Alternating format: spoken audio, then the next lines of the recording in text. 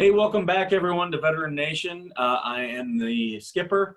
The sergeant couldn't be with us today, but that's okay. We've got some good guests that we're going to be going through. I do have, as a stand-in co-host, my buddy Joseph Mangrino. He's going to be here with us. He's going to be here trying to keep me honest. I'll do my best. So I do want all of you to know that you can absolutely come to nrnplus.com/VN. That's our landing page. You can subscribe. It's $79 for the year or $9 a month, depending on how you want to set that up. You can also join us on Facebook. We have a group on there, Veteran Nation on Facebook. Join us. Tell us what type of guests you want us to come on, any questions you have. We're all about trying to get you connected with sources. Now, we have a guest today who is one of those sources. We have Jessica Hodge. She is with the American Council of Women's Veterans, and it's a brand new organization. How long have you been doing this, Jessica? Well, I set up the nonprofit about 2 years ago, and then had to get all the paperwork and everything situated. And then a group of my friends here in town, we kind of started the little group, and then we decided that it was time to make the group a nationwide group. So in June, I reached out during the middle of the pandemic when everyone was comfortable meeting online, and reached out to all the female veteran Facebook groups. And let me tell you, there are close to 100 female veteran Facebook groups. And, you know, people think they're in one, and that means that they're connected to all the women veterans. And so we're trying to organize all that, get everyone under one umbrella. And so far we have about 300 members, and we've just written our bylaws, and you know, we haven't charged dues yet. We'll see how many we have after that's all done. But No, that's all good stuff, because I can tell you women do a much better job networking than men. We really screw that up. But I do want to talk about, in 2016, you were the Tennessee State Women's Veteran, correct? Yes, I was the Woman Veteran of the Year for the state of Tennessee. That's an award given out by the Tennessee Department of Veterans Services. So, you know, your state veterans organization, state government veterans organization. And that was because I do a lot of work at the stand downs, which were typically geared toward men. And we started seeing a lot of women veterans come in, and there was nothing for them. They were issuing, you know, combat boots and pants for the guys and underwear for the men, and nothing for the women. So started gathering items and going to churches and getting them to donate things, and set up our own table. And, you know, 3 years later, we just, we had, it looked like a salon in the middle of the stand down. We'd have the men come over bringing their girlfriends. So can we get her hair done? So that was one of the things that I did. And I started organizing within the state and within the university systems here, gathering women together. And we had about 2,000 women veterans, you know, in an email list, and disseminating information to them. Oh, excellent. So that's why I got the award. And that lit a fire under my butt. So. And you haven't stopped. No, I haven't stopped. So. Can you talk about some of the challenges that you've found as a female veteran yourself? You know, I've talked with other female veterans who've said that there's a lot of programs out there for veterans, but they're mainly male-centric. Have you found that to be the case as well? Sure. So the VA programs that are out there, for the most part, are for men. One of the things, women health care. There's not been a lot of women's health care until just recently. And I served from 1989 to 1988, and I'm a Desert Storm veteran. And I got injured, and I was on VA vocational rehabilitation, which is for anyone that's 20% or greater service connected. And I was given a work study job, And they didn't know what to do with me. They put me at the VA outpatient clinic, and they really they had no women patients at the time, much less anyone working there that had been a woman veteran. So women's health care was a really big issue at the time. And I'll just say this, at the time I was young and needed birth control. And the VA wasn't equipped to do the exam for birth control. And rather than tell me that I could have gone to the health department to get this, because I didn't know, I'd been using military health care, how would I know? And they set up an exam table and had 2 people hold my legs up, with a gentleman on the other side of the curtain having Wow. an EKG. So, and now they have women's clinics. So, you know, it's come a long way. There's a ways to go, but it's really come a long way. That's yeah. I've heard of different VAs doing different things. I know the one in Long Beach actually has like a full women's clinic, like what you were saying. I don't know. I haven't been there, so I can't tell you all the services they offer. I know it's got a better reputation than the VA clinic I'm assigned to. Yeah. You're probably assigned to the same one I am. Yeah, I'm pretty sure. We don't actually have one here. I'm in Knoxville, Tennessee. So I'm an hour and a half away from the Mountain Home VA Medical Center. So we have a large community clinic here. We do not have a women's clinic, but they do have 2 women doctors that are specifically, you know, to treat the women veterans. And both of them are veterans themselves. So it's really great. I feel like I'm getting a lot better care just because they're women veterans and they understand. Yeah.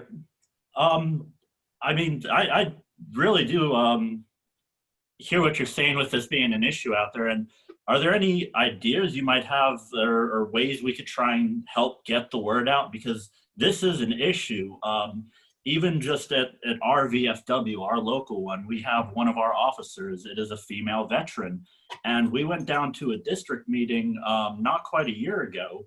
And as we're all going into the main meeting room, one of the older males looks at her and says, "The auxiliary's that way." Just, they instantly see her and they tell her to do this. And I mean, I've known her for a while. She's an awesome person. So it's I mean, when you have friends like that, I kind of don't like seeing that. Yeah, I've actually had that experience 3 times. So I joined the Marine Corps League when I first moved here, and they wanted me to be in the auxiliary, and I wouldn't do it. And then I went over to the VFW, where the old guy slapped me on the ass and asked me to get him a beer. And yeah. And then he laughed. Then he laughed when he said, you know, I told him that I was a veteran. He laughed at me. And the American Legion here is the same way. It's a boys' club. The women are welcome because, you know, they want the numbers, but they don't want you involved. Mm-hmm. So that's one of the reasons why, you know, I wanted to do this National Women Veterans Service Organization just for women. Why not? We have DAV just for disabled veterans and VFW just for combat veterans. You know, why not have a women veterans organization just for women veterans? Yeah, we have an AMVETS in Loma Linda, California. That's it's an only female chapter. So I think that's I think this is something that we're going to see more and more of as we go forward.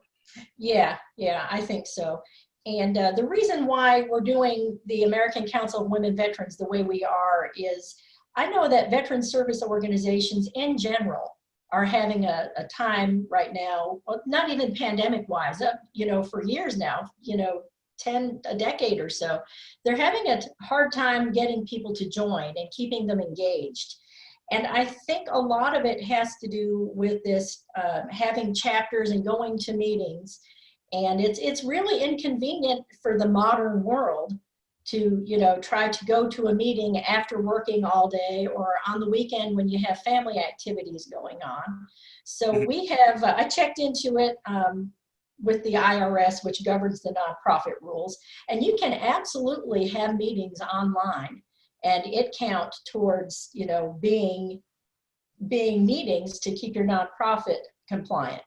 And so we have decided that we're going to make this a National Women Veterans Service Organization without chapters. There are no chapters. Nice. You can be a member, and we're going to have our meetings online, and you can come or not, as long as you vote once a year in an election that or something, then you're an active member and you pay your dues. That's excellent.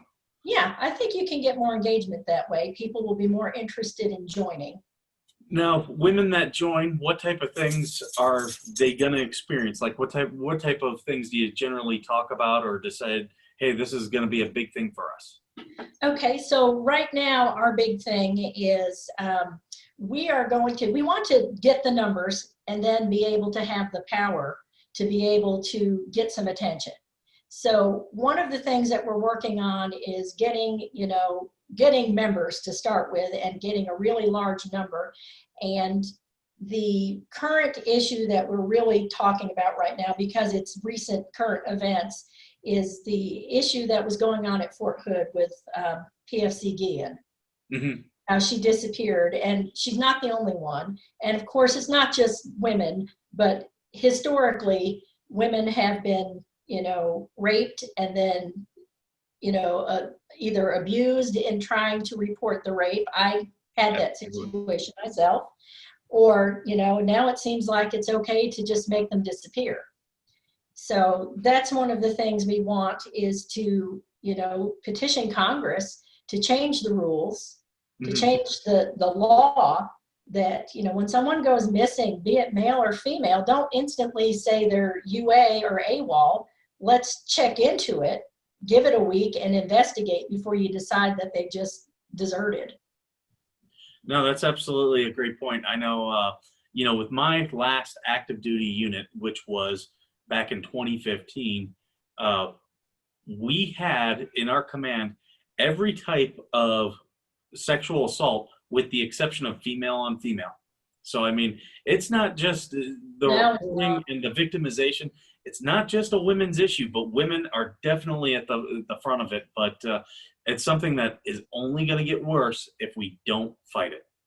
Yeah, and there seems to be this culture of silencing it, through the DOD in general. And, that's got to come from the top down. Absolutely. So, I reported what happened to me, and it was the senior enlisted in my command, and I reported it to the senior female enlisted in the command, which wasn't in my unit, but she was in battalion level. And she basically shamed me. Wow. And said, we have it hard enough. You're just going to make the rest of us look bad. What am I supposed to do about it? He outranks me. And, so it's just a suck it up or get out.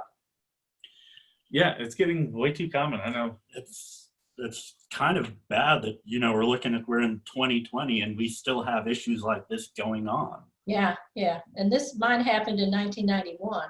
So, I don't think much has changed. I really don't. There's a lot of lip service out there, but I don't think that there's really been, you can make all the laws in the world, but until you start enforcing them, nothing's going to change. Yeah. I've talked a couple times on the show about how I've seen senior officer level misconduct, and it's just swept under the rug. But the thing about that is it trickles down, and people see and they think, okay, well, they're doing that, that's okay, so then I can do this. And really, it makes it very hard to be a junior leader, to be a fresh lieutenant or to be a sergeant, because you feel like if I do something, I'm not going to have the leadership have my back. So it makes it really hard. Yeah, I had one junior enlisted female Marine under me. And I made it very clear to her that if she had issues, she could feel comfortable to come to me and that I would do something about it. And I also made it clear to all of my junior Marines that they could come to me. That, if they needed to share something or something was going on, I'd keep it in confidence, but something would be done. Absolutely. That's, So, yeah, every generation of Marines has its big things that we have to fight through. And I'm speaking of Marines because we're all Marines here. But right. it goes to every single branch. And, it's really going to take some hard leadership to fight through some of these issues. It Uh, is. And I really put myself out there when I told, my squad that. I put myself out there because I didn't know that I would actually get backup from the chain of command if I did try to take action. mm-hmm. Yeah. So like you said, you really put yourself out there when you're in a leadership position. You don't know if you're going to be able to keep your promises. It takes a lot of courage. And you're not going to get their trust unless you can make some promises. Mm-hmm. And we all know that combat, you need to trust each other to do what you say you're going to do. And I would imagine that a lot of these things are what you discuss with the council, correct? Yes, yes. So the purpose of the American Council of Women Veterans is to empower women veterans to lead high quality lives and to be able to have equal benefits, equal treatment. And that's not just for veterans, it's also for active military and reserve. So anyone that has served or is serving. That's excellent. Perfect. That's where can they get in touch with the American Council of Women's Veterans to join? Sure. So we have a Facebook group. It's the American Council of Women Veterans, or anyone can email me at any time. My email address is Tennessee, TN for Tennessee, junebug@gmail.com. Okay. Now, I do want to shift gears a little bit, and I would like to talk a little bit about your service. Sure. Now, you came into the Marine Corps. Can I ask why? Sure. Well, I come from a small town in upstate New York in the Adirondacks. There's not a lot of opportunity. And career day came around, and I didn't have the money for college. And my parents didn't want to sign the FAFSA for me to be able to get financial aid. So I decided I was going to go in the military. And my dad used to talk about the Marines, how he hated the Marines. He was a sailor. He was a sailor until I was 11 years old. And how he hated the Marines. He hated the Marines, the stupid Marines. We had an American Legion post in town, and he hated all the guys that were in the Legion who were Marines because they were Marines. So I went in the Marine Corps. You just like kind of rubbing it in his face, didn't you? Well, he was and is a real jerk. So he wasn't a good father. So, and he knows it. We've had the conversation. He wasn't a good father, so he got what was coming. Where were you stationed at? I started out, of course, at Paris Island, the good old 4th Battalion, and then I went for training at the cryptology school in Pensacola, and to the Defense Language Institute in Monterey, and then I was stationed at Little Creek, Virginia for my entire time, but I was hardly ever there. So We're out in the field, being sent around. Yeah, I was TBY all the time. I was a listener. Anything cool that you did, or anything that you look back very fondly? Well, I got to listen to people without them knowing it. So yeah, but I really can't talk about it. Okay. So, and I was with a group that I don't know if you've heard of the Radio Reconnaissance Team. It was. Oh yes. Yeah. So I was with them. I was one of the listeners with them, and we listened to people. Of course, not in country because you're not allowed to do that. But so you were secret squirrel. Yes and no. I mean, all we did was listen and record things, and if we thought it was important, pass it up the chain. So, is there anything you miss?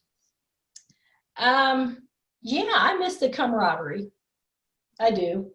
I miss the the schedule, you know, the structure.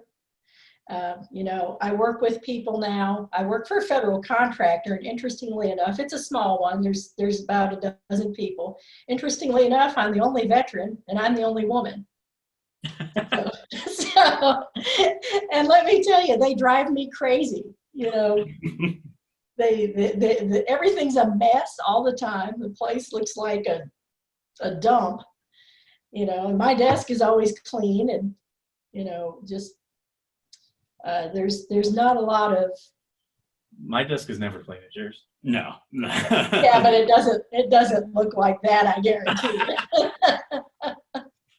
So, but you know, there's just not a lot of follow through and follow up, and people don't do what they say. A lot of gaffing off. So That's I know. I go in and get the job done and leave. I know a couple of veterans like that at my job that still sit around and do nothing. Yeah. That's one thing we've talked a lot about is, you know, transitioning out of the military. It's incredibly difficult because not everybody understands how our skills relate. That's right. I was not prepared for having to deal with feelings of grown men who were older than me. Yeah. I got a touchy-feely boss. Not in a bad way, just needs a hug all the time from everybody. It's weird. It's just weird. Have you experienced that? Like, because it was weird for me. Yeah. I got kind of lucky. I mean, it's interesting because after I got injured, I don't know if you know what TDRL is, the temporary duty retirement list. Oh, yes. So yeah, so I was TDRL, and they actually found me a job. My brother was living in Clarksville at the time, Clarksville, Tennessee, and working as a civilian contractor at Fort Campbell. And so they sent me out there and hooked me up with the Department of Labor. And while I was doing my voc rehab stuff before I went to move to Knoxville, when I was out there, they had me teaching the TAPS class. Oh. So, yeah, the transition, the things that you are not allowed to tell people in the TAPS class is just phenomenal. I got written up by the VA supervisor because I worked for the U.S. Department of Labor, the Veterans Employment and Training Services. But they had a VA rep that would come in. It was a week-long class, and they'd have a VA rep come in on Wednesdays to give their benefits. And he'd tell them a whole bunch of things. So on Thursday, I would go over the things that he didn't tell them. Well, he decided he was going to audit my class and sat through the whole thing and wrote a complaint that I was giving too much benefits information, that I didn't need to tell everybody about all of these benefits. If they needed them, they would figure it out. That's, yeah. Official reprimand.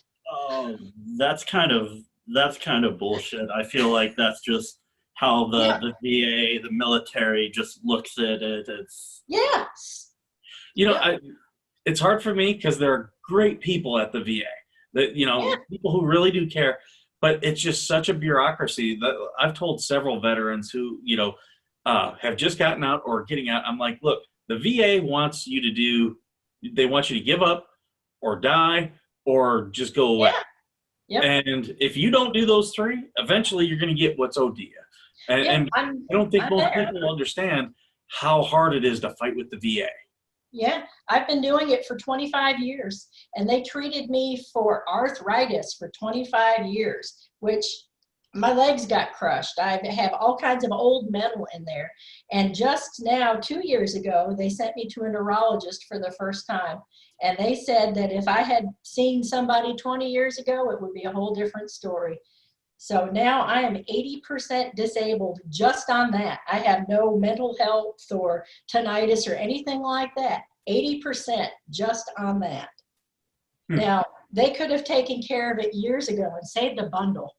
But now they're going to have to pay me that money for the rest of my life. Wow. Well, we all have our medical issues. Mine are all in my head. It's just really, people look at me when I say I'm 80% and it's just on that. I mean, they're like, wow, it must be bad. Yeah. Yeah, I've got a lot of the common ones. Well, I've got my service dog here. That's who's trying to take my attention. Yeah.